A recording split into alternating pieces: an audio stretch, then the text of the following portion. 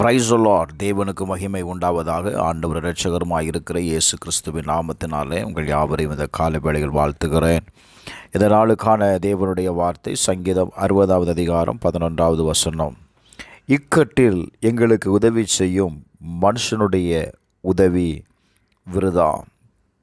சங்கீதக்காரனாகிய தாவீது இந்த இடத்துல சொல்லும் பொழுது அவன் நெருக்கப்படுகிறதையும், தாவீது இஸ்ரவேல் தனது எதிரிகளை எதிர்த்து போரிட உதவுமாறு தேவனிடத்தில் அவன் செபிக்கிறான். இந்த அதிகாரத்தை நீங்கள் வாசிக்கும்போது இஸ்ரவேலர்கள் தங்கள் சொந்த பலத்தை பயன்படுத்தி இந்த யுத்தத்தில் வெற்றி பெற முடியாது என்பதை தாவீது ஒப்புக்கொள்ளுகிறான். அதனால் அவன் தேவன் மீது நம்பிக்கை வைத்து மீட்பை கொடுக்குமாறு அவன் ஜெபிக்கிறதை நீங்கள் பார்க்க முடியும். Glory to God. அவனுக்கு ஒரு பெரிய நம்பிக்கை இருந்தது. கர்த்தர் அதை செய்வார் என்று அவன் நம்பியிருந்தான். எனக்கு அன்பானவர்களே, அநேக நேரத்தில் பிரச்சனைகள் வரும்போது தேவன் செய்வார் என்று நம்புகிறோம். ஆனால் அதற்கு முன்னாடி நம்முடைய பலனை நாம் சார்ந்து கொள்ளுகிறோம். நீங்கள் சிம்சோனை பார்த்தீங்க அப்படின்னா, அவனுக்கு விரோதமாய் வந்த பெலிஸ்தியர்களை, எதிராக இருந்த பெலிஸ்தியர்களை விரட்ட தன்னுடைய மனித பலம் போதுமானதாக இல்லை என்பதை அவன் கடினமான வழியை அவன் கண்டு கொண்டான். கர்த்தருடைய ஆவி அவன் மேல் எப்பொழுதெல்லாம் இறங்கினாரோ அப்பொழுதெல்லாம் அவன் வெற்றியை பெறுவதை நீங்கள் பார்க்க முடியும்.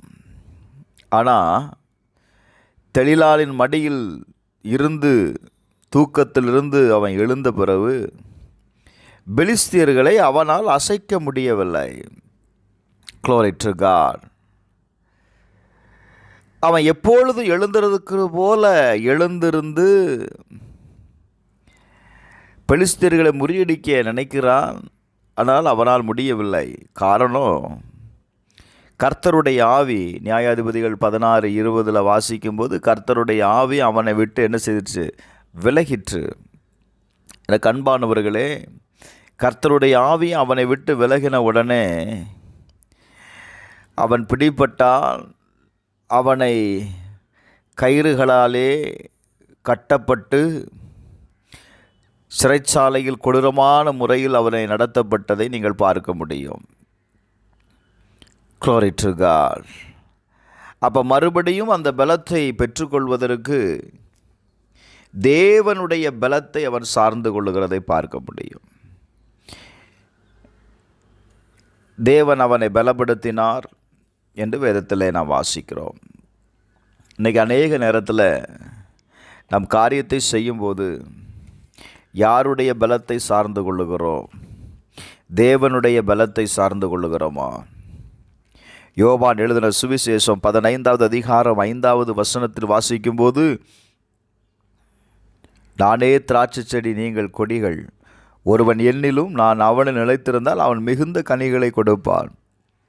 என்னை அல்லாமல் உங்களால் ஒன்றும் செய்ய முடியாது என்று எழுதப்பட்டிருக்கிறது. அப்போஸ்தலனாகிய பவுலை கவனித்து பாருங்கள். தன்னுடைய வாழ்க்கையில் தன்னுடைய பலத்தின் மீது அவன் நம்பிக்கை வைக்கவில்லை. அவனுடைய வாழ்க்கையில் விசுவாச ஓட்டத்திற்கு விரோதமாய் எழும்பின எல்லா சவால்களையும் முறியடிப்பதற்கு, வெற்றியை காண அவன் கர்த்தரையே சார்ந்திருந்தாங்க. அவர் சொல்லும்போது பிலிப்பியர் 4:13 என்னை பலப்படுத்துகிற கிறிஸ்துவின் மூலமாக நான் எல்லாவற்றையும் செய்ய முடியும். அப்போ ஒரு காரியத்தை நீங்கள் இந்த காலை வேளையில் புரிந்து கொள்ள வேண்டும். உங்களை பலப்படுத்துகிற ஒரு தேவன் இருக்கிறார். அவரால் மட்டும்தாங்க உங்களுக்கு உதவி செய்ய முடியும். சில நேரத்தில் நம்முடைய சுய பலத்தை சார்ந்து கொள்ளுகிறோம், அல்லது சில மனிதருடைய பலத்தை சார்ந்து கொள்ளுகிறோம். மனிதனுடைய பலன் ஒரு நாளும் உங்களுக்கு உதவி செய்ய முடியாது. அது தோல்வியை தான் கொண்டு வரும்.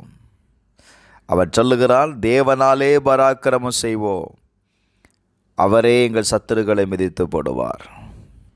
நீங்கள் முயற்சி செய்து தோல்வி அடைந்த எந்த காரியமாக இருந்தாலும் சரி, இந்த கால வேளையில் அவைகள் எல்லாவற்றையும் உங்களை பலப்படுத்துகிற கிறிஸ்துவினால் உங்களால் செய்ய முடியுங்க. தேவனாலே பராக்கிரமம் செய்வோம் என்று விசுவாசிங்க. கர்த்தரை நம்புங்க. கட்டாயம் உங்கள் வாழ்க்கையில் அற்புதம் நடக்கும். பரலோக பிதாவே, இயேசுவின் நாமத்தினால கர்த்தராலே நாங்கள் பராக்கிரமம் செய்வோம் என்ற வார்த்தையின்படி இந்த நெருக்கத்திலிருந்து எங்களை விடுதலை ஆக்கி கொள்வதற்கு உம்முடைய பலத்தை நாங்கள் சார்ந்து கொள்ளுகிறோம். எங்கள் ஒவ்வொருவரையும் பலப்படுத்தும், தைரியப்படுத்தும், பலனடைய செய்யும். இயேசுவின் நாமத்தில் பிதாவே, ஆமென்.